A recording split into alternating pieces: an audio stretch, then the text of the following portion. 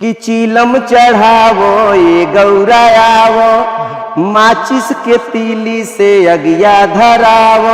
चीलम चढ़ावो ये गौरायावो, माचिस के तीली से अगिया धरावो। नकली बागा जाहो तो सक सक बा।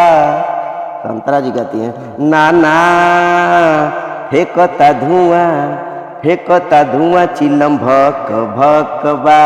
फेंकता धुआं चिलम भक भक बा। फेंकता धुआं चिलम भक भक बा।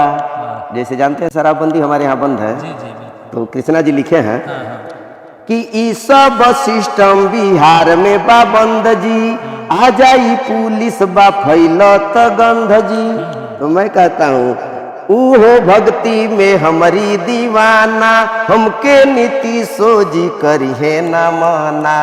हमार व्यवस्था चक्का चक चक बा।